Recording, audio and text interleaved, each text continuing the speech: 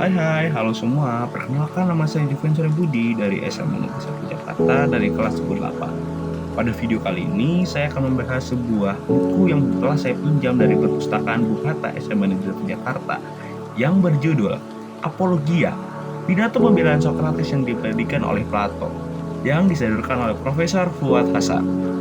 Karena ketertarikan saya dengan sejarah, maka saya memilih buku ini untuk saya baca. Buku ini adalah salah satu menurut saya buku tertua ya, karena ini cetakan pertamanya dicetak pada tahun 1973. Cetakan terakhirnya atau cetakan keempatnya pada tahun 1986 pada bulan Oktober. Buku ini berisikan 87 halaman dan beberapa daftar isi, diantaranya memperkenalkan Plato, membahas Sokrates, hingga penjelasan pada buku ini. Maka akan saya jabarkan isi dari buku ini secara ringkas, rinci, dan semoga lengkap. Apologia adalah pidato pembelaan Sokrates tatkala dia diadili oleh pengadilan gaya Athena Yunani. Pada masa itu, pengadilan ini terjadi pada tahun 399 sebelum Masehi.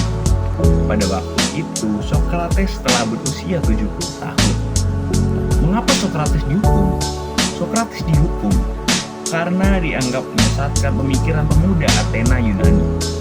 Dan tuduhan yang dikenakan terhadap Sokrates adalah bahwasannya dia telah meracuni pikiran kaum muda seperti yang tadi saya katakan, dengan ajaran-ajarannya, serta ketidakpercayaannya terhadap Tuhan Yang Maha Esa. Apologia ditulis oleh Plato, yang ketika sidang berlangsung ikut serta hadir dalam sidangnya bersama beberapa sahabat Sokrates, di antaranya seperti Kriton, Lysanias, Nikostratos, Paralos, Ademantos, dan lain-lainnya.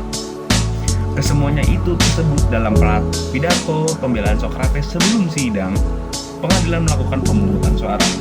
Perlu diketahui, pada zaman itu Yunani sudah berlaku sistem demokrasi, dan proses pengadilan juga mengikuti cara-cara yang dianggap demokratis.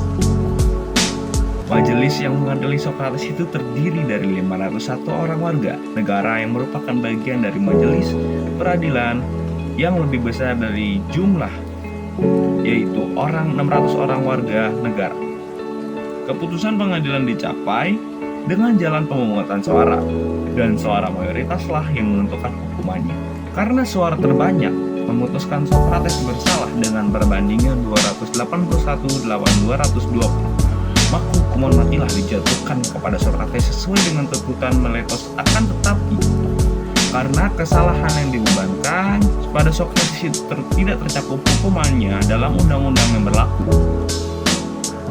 maka setelah diputuskan hukuman oleh sidang pengadilan kepada Sokrates, diizinkan untuk mengusulkan hukuman yang menurut anggapannya sendiri sepadan dengan kejahatan dilakukannya.